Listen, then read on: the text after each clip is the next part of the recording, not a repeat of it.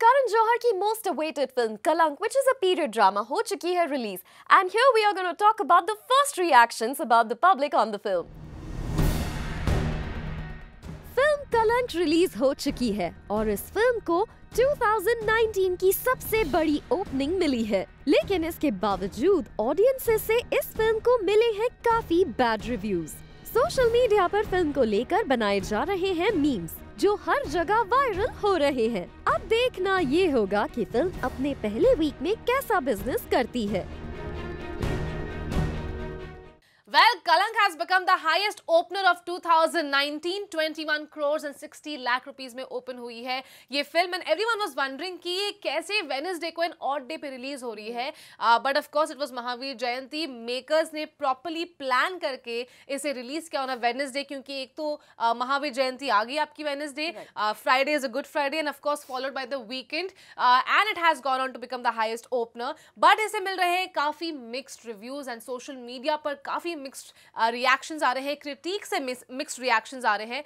और सच कहूं तो I have also seen the film. In the first 20 minutes of the film you can decode and predict कि क्या होने वाली है film, and the movie is quite predictable. Yeah, that is one thing जो सब लोग कह रहे हैं कि मूवी predictable है. Another thing which everyone is slightly complaining about is कि वो काफी slow है, even pace wise. Firstly, it's quite a long film. Right. Secondly, आप उसका pace जो है उसके साथ बहुत ज्यादा खेल रहे हैं. काफी slow motion shots हैं जिसको distinctively लोगों ने उठा के बोला है कि इतने सारे डालने की क्या जरूरत थी. Right. In fact, जिन लोगों ने अच्छी बातें कही हैं उन्होंने ये भी कहा है कि कॉस्ट्यूम्स आप देखिए तो शानदार हैं, आप सेट देखिए बहुत बढ़िया है. विनोद प्रधान जी जिन्होंने इतने अवार्ड्स जीते हैं अपनी सिनेमेटोग्राफी के लिए, आप उनका काम देखिए लाजवाब है, like impeccable to all these things. The music of course is very well appreciated and taken, but picture में अपनी कुछ काफी खामियां ऐसी हैं जो ऑडियंस जिससे ज्यादा रिलेट नहीं कर पा रही. ऑडियंस सीधे सीधे ये कह रही है कि प्लॉट लाइन जो है, स्टोरी लाइन है, वही वीक है.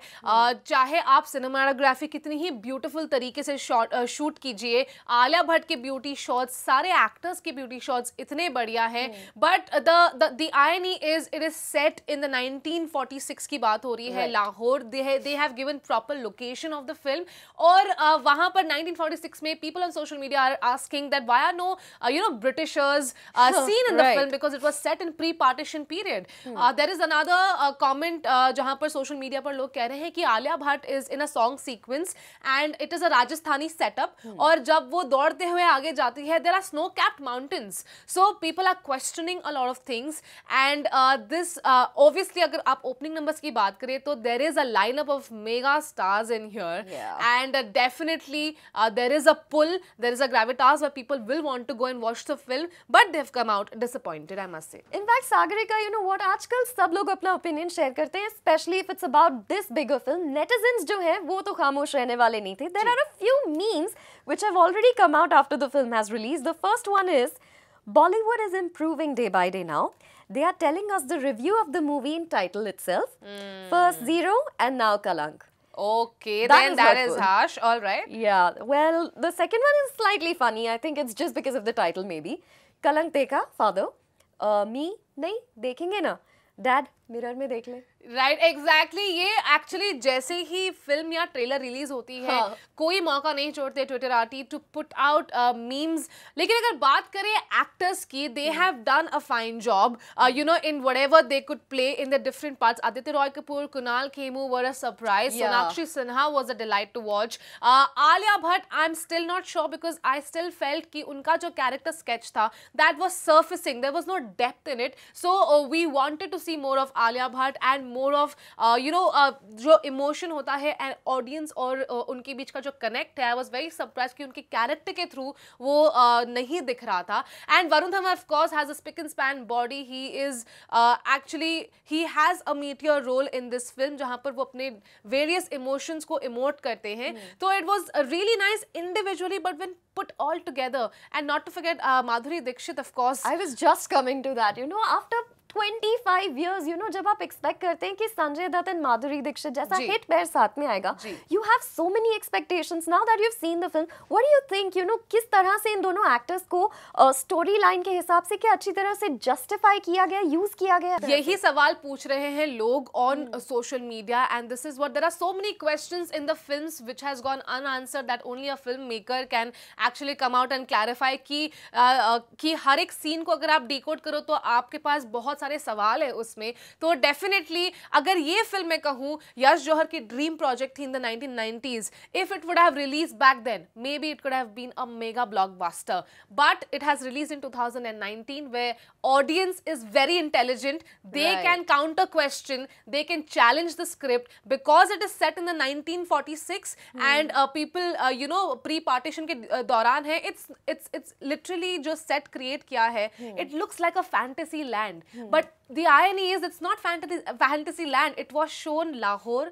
It is a real place, so people are challenging the script and asking a lot of questions. So basically what has happened is कि imagination has basically gotten the best of the script and बहुत सारे जो जैसे कि questions आते हैं किसी scene में वो unanswered छोड़ दिए गए हैं.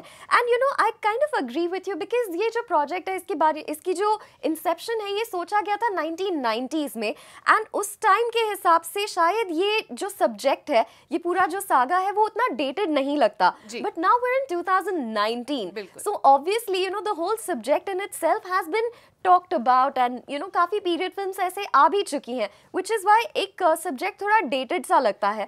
But yet again let's not just write it off yet because you never know, the film might turn out because word of mouth जो है वो भी बहुत ज्यादा matter करता है. बिल्कुल. तो यहाँ पर मिक्स रिव्यूज तो हो ही रहे हैं, इसीलिए हमने कोमल नाहटा ट्रेड एनालिस्ट से बात की जिन्होंने business side of the movie के बारे में हमसे की है बात. Let's hear him out. Okay, firstly कलंक कल ही रिलीज हुई है, वेंसडे पे रिलीज हुई है. फर्स्टली आपसे जानना चाहूंगा कैसा बज है मूवी का मार्केट में और कैसा रिस्पांस मिलेगा ऑडियंसेस से? पब्लिक रिस्पांस का जहां तक सवाल है मिक्स्ड है. मेरे ख्याल से मास्टर्स को कम पसंद आ रही है, क्लासेस को ज्यादा पसंद आ रही है, लेडीज को अच्छी लग रही है, मर्दों को लड़कों को कम पसंद आ रही है. यूथ डेफिनेटली उन्हें थोड़ी कम समझ में आ रही है. But having said all that मैं ये भी कहूंगा कि इस फिल्म का क्रेज इतना है. एक तो म्यूजिक सुपरहिट हो चुका है, आलिया भट्ट के परफॉर्मेंस की लाजवाब तारीफ है, एंड बहुत बड़ी फिल्म है, बड़े लैविश स्केल पर बनी है. सेट सेटिंग्स ट्रेलर्स में नजर आ रहे थे, इतने फैंटास्टिक कॉस्ट्यूम्स. तो कितनी भी मिक्स रिपोर्ट हो, मुझे नहीं लगता है कि सेफ होने में इस फिल्म को दिक्कत आएगी. ये सेफ जरूर हो जाएगी, शायद थोड़ा बहुत कमा भी ले. क्योंकि कल अगर हम लोग देखते कल जो रिव्यूज आ रहे थे वो काफी मिक्स थे. मतलब कुछ लोगों ने अच्छे भी लिखे थे लेकिन कुछ लोगों ने कहा था कि कुछ रिव्यूज ऐसे भी थे कि काफी लंबी है और काफी सारे लाइक स्टोरी लाइंस में भी काफी ग्लिचेस नजर आ रहे थे. सो आपको क्या लगता है कितना टाइम सर्वाइव कर पाएगी ये मूवी बॉक्स ऑफिस पे? देखिए ये बात सही है कि बहुत लंबी है, बोरिंग भी है पार्ट्स में, एंड स्टोरी थोड़ी डेटेड लगती है, लेकिन म्यूजिक हिट है और मेकिंग फिल्म की आलीशान है, परफॉर्मेंसेस बहुत अच्छे हैं. इस वजह से प्लस एक और वजह है, अगले हफ्ते कोई बड़ी हिंदी फिल्म नहीं है. ऑफ कोर्स अवेंजर्स है, लेकिन एक बहुत बड़ी सेक्शन है हिंदी सिनेमा ऑडियंस की, खासकर बी क्लास और सी क्लास सेंटर्स में, छोटे टाउन्स में, जहां पर हॉलीवुड फिल्म में चाहे वो डब हो, अंग्रेजी तो सवाल ही नहीं, डब्ड हॉलीवुड फिल्मों का भी बोलबाला कम है. वहां की औरतों को, वहां की फैमिलीज को कोई लेना देना नहीं, कोई हॉलीवुड फिल्म रिलीज होती है तो अगले हफ्ते ऐसी जगहों पर कोई ऑपोजिशन, कोई नई फिल्म नहीं लग रही है. उसके बाद वाले हफ्ते 3 मई को भी कोई फिल्म नहीं लग रही है. तो ये वाला पूरा हफ्ता 9 दिनों का, अगला हफ्ता 7 दिनों का, उसके बाद वाला सप्ताह 7 दिनों का, यानी 23 days of no opposition.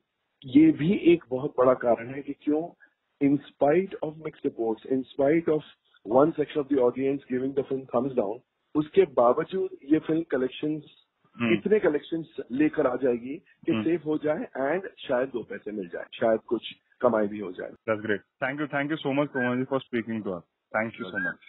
Thank you. Well, as Komal Nata has rightly pointed out that Kalank एक काफी बड़ी बजट की फिल्म है and it's a family feature film, so obviously जो footfall होगा थिएटर के अंदर वो पूरी फैमिली का होगा. A lot of people are going to come and watch it. And of course जो टाइमिंग है उनकी रिलीज की वो काफी अच्छी है. It's a very well calculated move because उनको काफी लंबा टाइम मिल रहा है until Avengers Endgame तक. ऑलमोस्ट 10 दिन का एक अच्छा खासा टाइम मिल रहा है जहां पर बढ़िया बिजनेस हो सकता है. ओपनिंग ऑलरेडी उनकी अच्छी हो चुकी है. Now the thing is even after Avengers releases its not that कि कलंक को किसी हिंदी फिल्म से बहुत बड़ा कंपटीशन मिलने वाला है. There is no big budget film releasing in the next 10 days. Also, अगर हम बात करें उसकी, Thugs of Hindustan, I remember, was the highest opener last year and 50 crore में वो business किया था उन्होंने opening day पे. But word of mouth और negativity इतनी बढ़ गई थी because people did not like the film at all. वो बाद में धीरे धीरे slow business करता गया और finally वो पिट गई film. It did not, fare well at the box office. So देखने लायक होगा कि कलंक, yes, has no competition. Yes, there is Avengers definitely coming in, but there is a word of mouth going on. और critics ने भी उन्हें काफी harsh reviews दिए हैं, but कुछ critics ने अच्छे reviews भी दिए हैं because of course it's a mix of both. It's not completely a bad film.